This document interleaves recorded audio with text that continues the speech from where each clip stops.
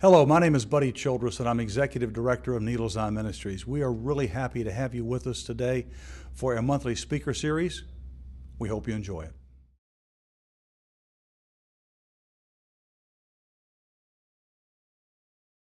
Thank you, Jennifer. I remember in that email exchange last fall that Jennifer and I together prayed that for that speech, she would have holy winsomeness. Not just for that speech, but for all time. Jennifer Perrin is known for her holy winsomeness. I want to thank you, Jennifer, and I want to also thank Buddy Childress, who apparently, in previewing my visit last month, called me Dr. Hobgood. My family members gleefully reported that he called you doctor. And I wanted to thank Buddy for conferring upon me my one and only doctoral degree. The University of Richmond is very proud that so many members of its faculty hold terminal degrees. Only after I had been hired did I learn that the speech department had been earnestly seeking an instructor with practical experience, someone who had managed campaigns, done speech writing, or corporate communication consulting, and had also taught undergraduates. I walked in with all that, but without the PhD. The University of Richmond took a chance on me, and it has led to 21 of the most fulfilling 26 years of college teaching imaginable. Part-time became full-time, and then when we established the Speech Center on campus, very full-time. To the students, I am Mrs. Hobgood, or just Mrs. H, a title I treasure. While I am confessing, let me also add, I did not find God. He found me. And not in the midst of grief or despair, quite the opposite. Jim and I came to Virginia from different worlds and neighboring states. He was all sports and I was all politics. But this academic All-American with his multiple degrees in government had a talent I found irresistible, even beyond his jump shot. He had an ability to grasp the big picture. From Capitol Hill to Virginia's 7th Congressional District, he worked for one local congressman, then another, while I managed campaigns, consulted with local businesses, and taught. We had a son and then a daughter who became as accustomed to political rallies as they were to Virginia basketball. In the mid-'80s, Jim launched a career in financial services. The children began school and summer swimming. Jim coached Dan's basketball team, while Jenny belonged to a ballet troupe called Twinkle Toes. Cub Scouts and brownies and a children's choir called Sunshines rounded out our routine. One evening during our time in Fredericksburg, Virginia, Jim and I went to hear a lecture by a noted professor and scholar on constitutional law named A.E. Dick Howard. Some of you may have heard of him. I don't remember what his speech was about that night. It might have been church and state. But at the end of his remarks, Professor Howard invited questions from the audience. From way down in front, a woman rose and asked, "Sir, what do you think God thinks of what you said tonight?" Professor Howard seemed a bit surprised, and as he fumbled for words, the man sitting next to me, a good friend and pastor, commented dryly, "Surely God has better things to do." The remark hit me like a lightning bolt, and I surprised even myself by turning to him abruptly and saying, "Does he? I mean, really, does he?" "Well, Linda, it's a big world," he replied. Jim turned and shushed us both, but the subject preoccupied me as never before. This wasn't gray area. This was either or. Either God cares or he doesn't.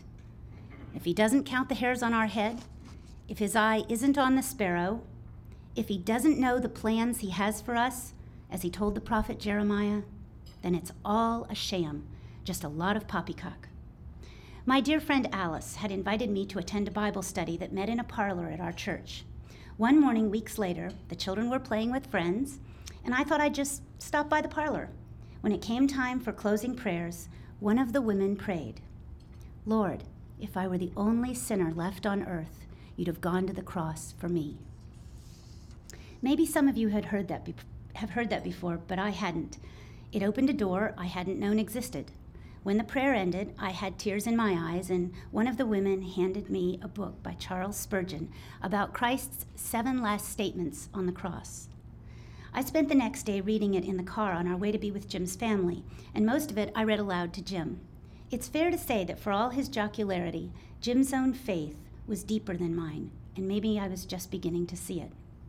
Now, in addition to sports and politics, I was frequently checking my interpretations of Scripture with Jim and others.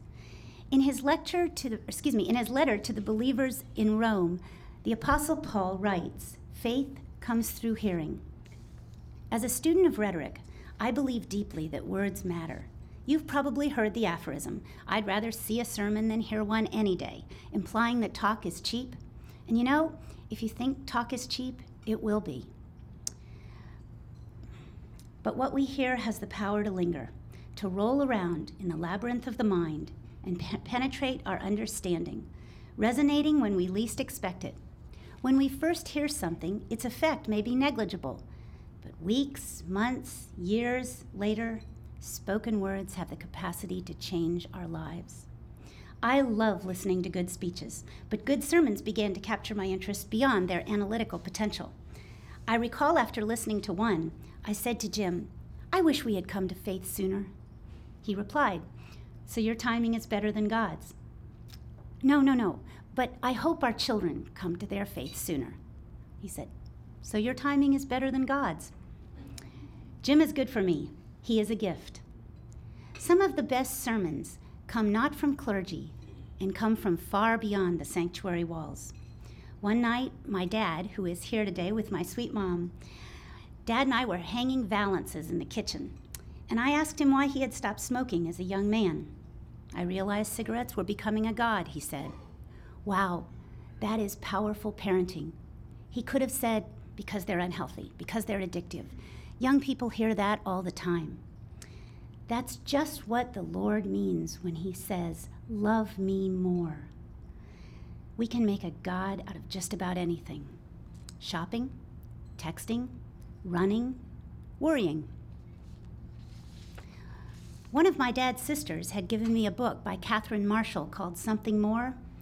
In the 10 years since she'd given it to me, I had barely given it a glance. That was for people who needed it. Suddenly, I was reading it voraciously, confronting issues and questions that had never bothered me before. In one of the last conversations with my grandmother, whose faith was deep and unwavering, as we were sitting together on the back porch swing at Mom and Dad's, I startled even myself by asking her, "Grandma, have all your prayers been answered?" Without hesitation, she replied, "Yes, indeed." Now, this was a woman who by this time had lost her husband, her oldest son, and her youngest child as a baby. How could she say that? But she must have been reading my mind, because she quickly added, "They weren't always my answers." More than once, I have recalled Elizabeth Elliot's claim, even after a year after her husband, the missionary Jim Elliot, was slain by the Auca tribe he had come to serve. Raw bitterness still burned in her heart. She finally raised a fist to heaven and cried out, "God, I have nothing to give you but my grief." And she recalls, what do you know? That's exactly the burden he had been waiting to take. At some point, God chose to give me more than ears to hear. He gave me eyes of faith as well. And by that I mean, as others have put it, the ability to see the hand of the Father in everything. Too often, my ability to see is hindsight. With eyes of faith, I shouldn't have been so stubborn and unhappy when Jim announced we were moving to Richmond, but I acted as though we were moving halfway around the world. Life couldn't possibly be as good an hour to the south. In short order, God began revealing how much better his plans were than mine, how much more he loved us. Evidence of his advanced preparation and equipping were plain. I began seeing students in my class as gifts for a season. There were challenges, but they were outnumbered by blessings. And the challenges, in fact, became the blessings. Though I love working with undergraduates, having children does things to your heart and to your dreams. When having to work meant missing a track meet or a cheerleading tryout, the pain was intense. It made my priorities seem as nonsense. But I recall when Jenny and a classmate didn't understand a physics problem. One of my students helped explain it. Colleagues, coaches, and librarians at the University of Richmond became our kids' friends. And when not one, but both of our children applied to and were accepted to the school where their mom taught, it was as though